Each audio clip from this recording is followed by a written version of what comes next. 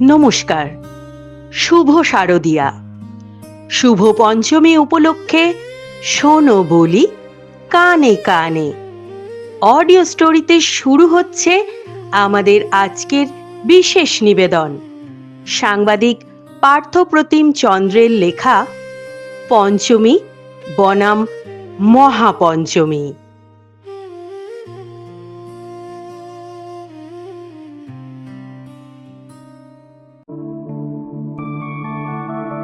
मधुकैटवविध्वंसि वेधात्री वरदे नमः।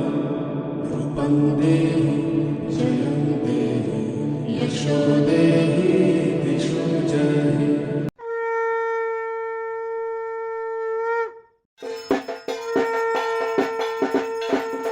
1993 সালের পঞ্চমীটা রাগ করে ক্যালেন্ডার ছেড়ে বেরিয়ে এলো।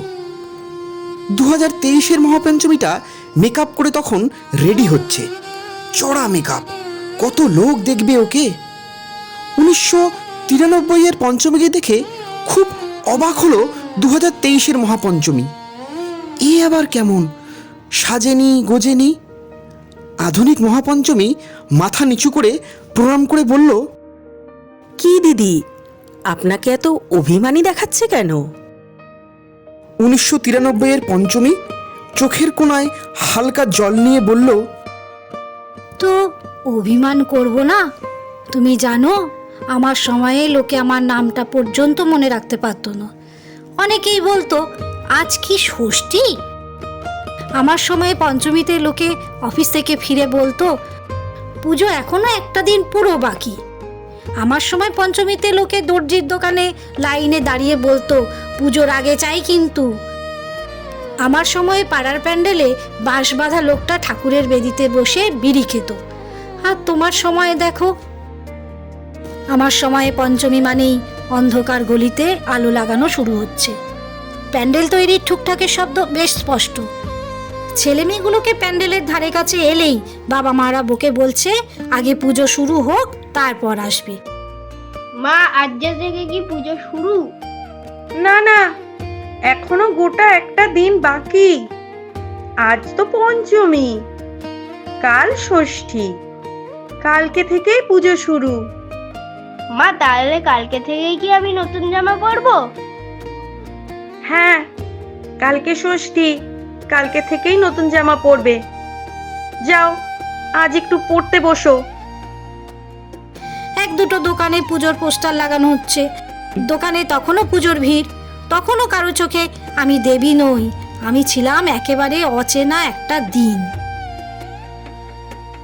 2023 সালের মহাপঞ্চমীটা সেটা শুনে মৃদু হেসে বলতে থাকলো, কিন্তু এখন দেখো দিদি, আমি একেবারে সেলিব্রিটি। আমার জন্য কত ব্যানার, কত আলো। অপেক্ষা সব গেছে কালো, আলো আমায় মানায় ভালো। মলে, বাজারে, সোশ্যাল মিডিয়ায় সব জায়গায় আমার নাম। আমি কিন্তু পঞ্চমী নই, আমি মহাপঞ্চমী। মানুষ বলছে আজ মহাপঞ্চমী, দিন তিনেক হলো উদ্বোধন হয়ে গেছে। সন্ধে থেকেই প্যান্ডেলের বাইরে সে কি লাইন। আমার সঙ্গে নতুন বউ মহা অষ্টমী কিংবা দেমাকি মহানবমীর তেমন কোনো ফারাক নেই এখন, কি বলো? তুমি বুঝবে না গো, আমার সময়ে আমার দিনে উদ্বোধন হতো না। সেসব তোলা থাকতো বোধনের দিনের জন্য। ষষ্ঠীর আগে আমি ছিলাম অপেক্ষার রাত। একাদশীর মণ্ডপ যদি বিধবার কান্না হয়, তাহলে পঞ্চমীর শেষ সন্ধ্যা হলো বাসর ঘরে স্বামীর অপেক্ষায় বসে থাকা নববধূ। আমি তখনও অন্ধকারের মধ্যে চাপা পড়ে থাকলেও অপেক্ষার আগুনটা আমায় সবার মনে রেখে দিত। সেখানে এখন তোমায় মহা বলা হয় ঠিকই, কিন্তু আলাদা করে আইডেন্টিটিটা হারিয়েছ তো বটেই। সত্যি বলতে আইডেন্টিটি ক্রাইসিস কিন্তু পঞ্চমীকে নিয়ে বরাবরের। তবে এটা ভেবে ভালো লাগলো তোমার অভিমানটা কমেছে। দিদি, এখন পঞ্চমীতে থিম প্যান্ডেলের উদ্বোধন হয়। বড় বড় নেতারা, সেলিব্রিটিরা এসে ফিতে কাটেন, সাংবাদিকরা ক্যামেরা নিয়ে হাজির। তোমার কথা অবশ্য ঠিক, বোধন আমার হয় না, কিন্তু আমার রূপ দেখতে লোকে এখনই ছুটে আসে। বলতে পারো আমি 16-র প্রাণ চঞ্চলা তরুণী। তবে কি জানিস, আমার সময়ে রূপটা ছিল মাটির গন্ধে মাখা। ঠাকুরের মুখ তখনও সাদা কাপড়ে ঢাকা, হাত মুঠো করা, অস্ত্র তখনও সাজানো হয়নি। প্যান্ডেলে চলতো শেষ মুহূর্তের প্রস্তুতি। সেই অসম্পূর্ণতার মধ্যেই আমি ছিলাম সম্পূর্ণা। হ্যাঁ দিদি, আমি বুঝি। আমি যতই আলো ঝলমল করি, আসলে আমি এখনো সেই অসম্পূর্ণা পঞ্চমী। তুমুল উৎসাহে অনেকেই আমার আসল সত্তাটা হারিয়ে বসে। বোধনের আগে যে কাঁচা মাটির গন্ধটা, সেটাই এখন আমার গা থেকে হারিয়ে গেছে। প্রিম্যাচিওর বাচ্চার কান্নার আকুতিটা যেমন খুব একটা আলাদা মানে করা যায় না, তেমনি আমারটাও।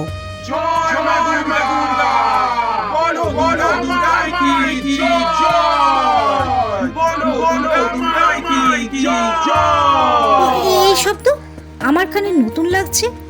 আমার দিনে তো পঞ্চমীতে এমন মাতামাতি ছিল না, ষষ্ঠীর আগে এত ভিড়ই হতো না। আরে এখন তো মানুষ অপেক্ষাই করতে পারে না দিদি। পুজোর আনন্দ শুরু হয় এখন মহালয়ার সকাল থেকে। রেডিও, টিভি, ইউটিউব সব জায়গায় মহালয়া মানেই পুজো শুরু, আর মহাপঞ্চমী মানেই প্যান্ডেলের রীতিমতো লাইন। মাতলো রে ভুবন, বাজলো তোমার আলোর বেনু। তাহলে আমি যে ভুলেই যাচ্ছিলাম না। আমি জানতাম একদিন আমারও আলো হবে, শুধু তখনকার মানুষগুলো চিনতো না আমায়।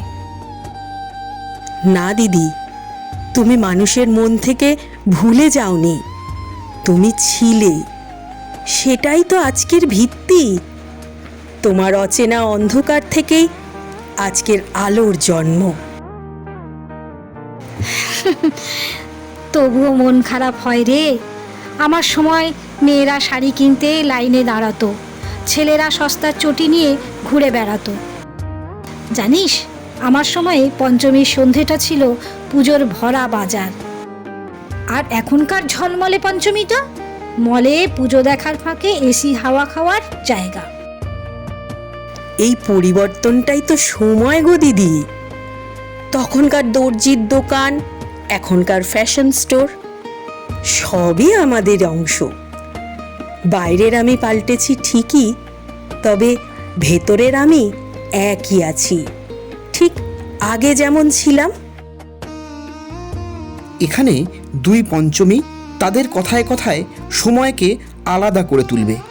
একদিকে থাকবে অতীতের সরল নস্টালজিয়া, অন্যদিকে আজকের ঝলমলে আধুনিকতার ছোঁয়া। আলাপের মধ্যে দুজনের দ্বন্দ্বই যেন সময়ের স্রোতের ছবি এঁকে দেবে। তখনকার ভিড়ের একটা সরল আনন্দ ছিল কিন্তু। আর এখনকার সেলফি, সাংবাদিকতা আর ফেসবুক লাইভ। তুই এখন হাইলাইটার মেকআপ করে থাকিস, আমি ছিলাম প্যান্ডেলে বাঁধার কাঠের ধুলো মেখে। তুই না একেবারে ফেসবুকের পঞ্চমী। আর তুমি তুমি একেবারে রেডিওর পঞ্চমী। মানুষ কান পেতে বসতো আকাশবাণীতে কি বাজছে।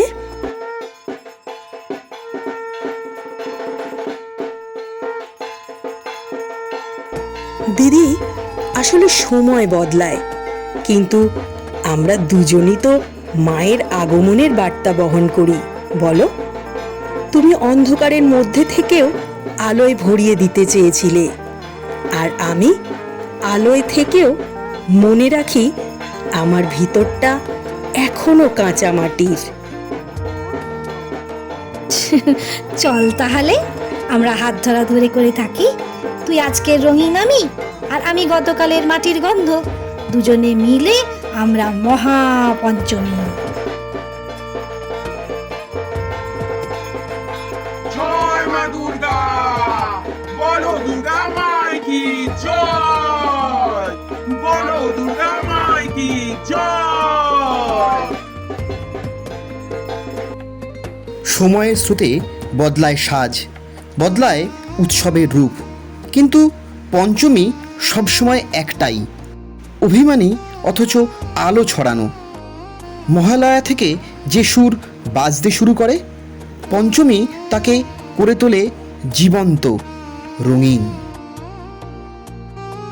আপনারা এতক্ষণ শুনছিলেন শুভ পঞ্চমী উপলক্ষে শোনো বলি কানে কানে অডিও স্টোরিতে আমাদের আজকের বিশেষ নিবেদন সাংবাদিক পার্থপ্রতিম চন্দ্রের লেখা পঞ্চমী বনাম মহাপঞ্চমী।